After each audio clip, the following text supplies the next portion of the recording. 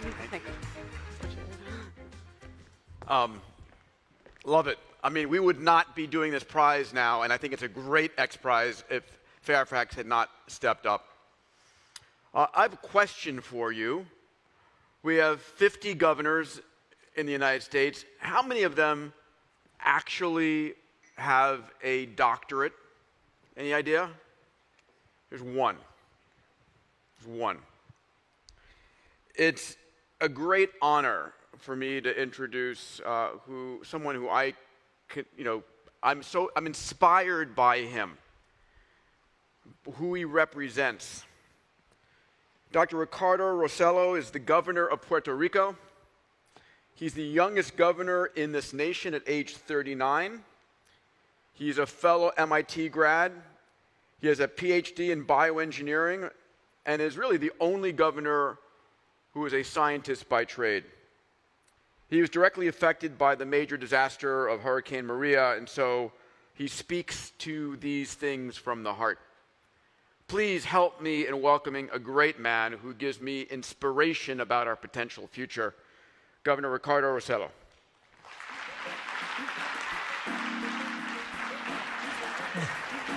Thank you, Peter. The stage is yours, sir. Thank you. It's dangerous giving a politician the microphone. I know. Those 10 minutes are quite challenging for me. But thank you. I've never gotten that great of a presentation, so thank you, Peter. Peter was mentioning that I am a scientist. I was a scientist in a previous lifetime. Then I got a little bit dumber, so I got into politics. And, but I got into politics because I wanted to use the scientific framework to see how we could solve problems. Originally Puerto Rico, and just to give you a brief background, as I came to the administration, we were marred with fiscal chaos, economic distress. So many of our efforts were geared in that direction. Of course, we wanted to make reforms, but we did not expect, and I think this is one of the critical components of my conversation, that we were going to encounter natural devastation like we did. So about 8.5 months into my administration, not one, but 2 hurricanes hit the whole of Puerto Rico. And Puerto Rico has been a place that always has encountered challenges with hurricanes and weather events. And it's also on the fault line of potentially catastrophic earthquakes. So what Xprize is doing over here is really near and dear to our hearts, and to my heart, because predicting these natural disasters is a critical component in the aftermath process of the recovery, of the rebuild, and in the emergency. Having the capability of predicting will let the population know what's coming. It will allow us to prepare better, and therefore the emergency process can be shorter. The recovery process can be speedier, and then we can get back to rebuilding. If you don't have these mechanisms, picture what happened to Puerto Rico. September 6th, we got hit by the first hurricane, Hurricane Irma. It just skidded off the northern side of the island, Category 4, and we were recovering from that hurricane. Fast forward a couple of weeks as we were recovering, we see a small storm that's forming and coming towards Puerto Rico, but it was just that. It was a small tropical storm. 36 hours later, in an unprecedented speed, it went from a tropical storm to a Category 4, Category 5 hurricane. And this is one of the important things to note. While you see all of these trajectories that news channels put about the hurricanes, where they're going, the truth of the science is that we've gotten better in predicting the trajectory, but we've actually gotten worse in predicting the intensity of these events.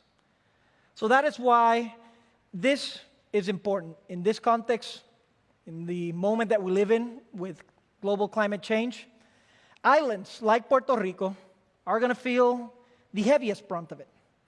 We are the future of global climate change, we are what your jurisdictions will be in the next 10 or 15 years.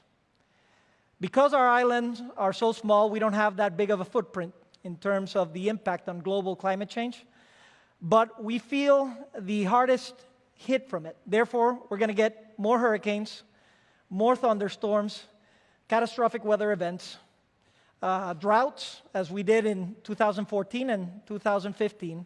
And of course, just last week, we commemorated the 100th year of the last major earthquake in Puerto Rico. So we're at the expectation of waiting for that. So the challenges in Puerto Rico are plentiful.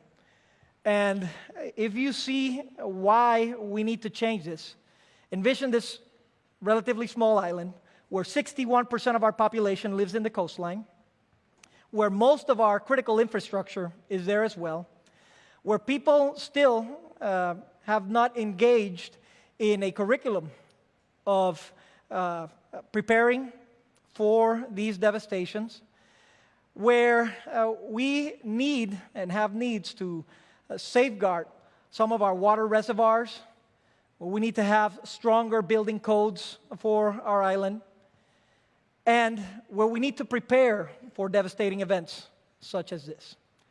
So today, I'm here a year after a storm, still in the recovery phase, and hoping to get into the rebuild phase, which will be exciting, and I'll talk about it, about Puerto Rico and how it's going towards the future.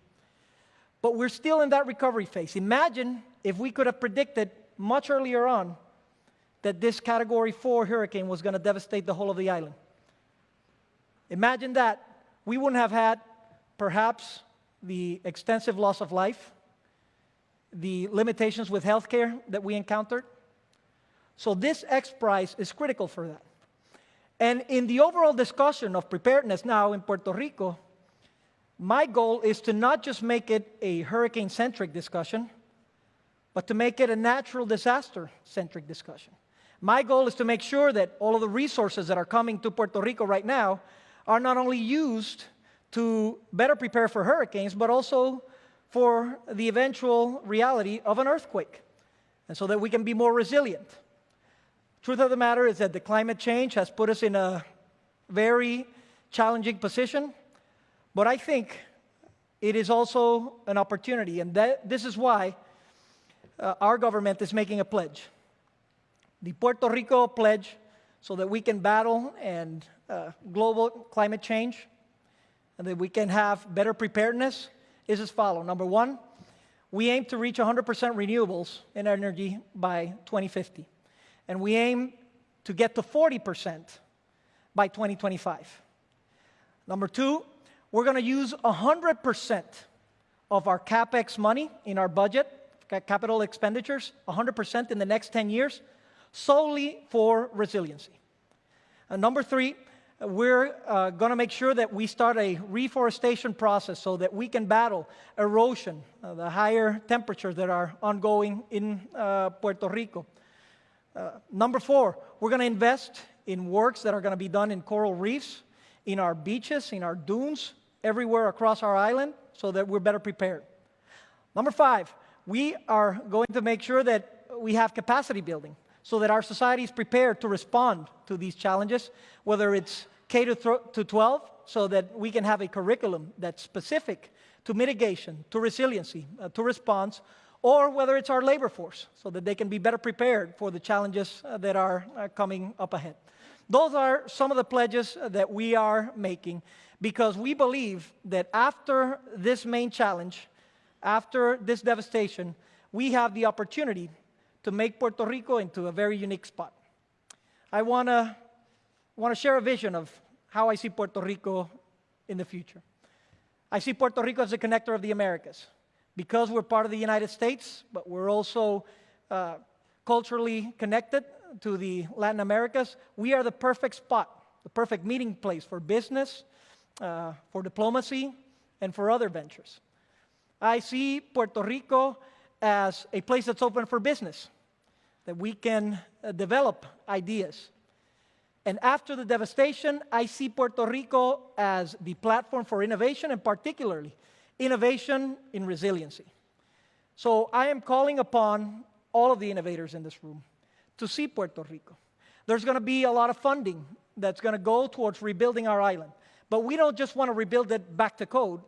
We want to rebuild it better than ever before. As I told you before, Puerto Rico is facing some of the challenges that your jurisdictions are going to be facing in the next 10 years.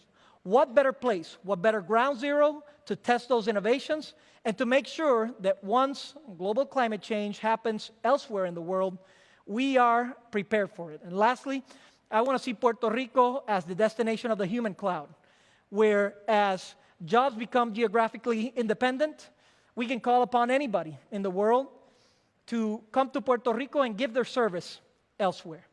So in order to do that, we need to rebuild. We need to do it better. But more importantly, we need to be prepared for the next storms to come. So making sure we have policy to be resilient is important, but the innovations and the innovators that are working towards predicting earthquakes and the intensity of hurricanes are critical for jurisdictions such as ourselves. And I want to thank all of the innovators here at Xprize for their leadership and commitment. If we do this together, I am convinced that Puerto Rico is going to be the island of the future, the connector, and a platform for innovation for years to come. Thank you very much, and thank you for the opportunity.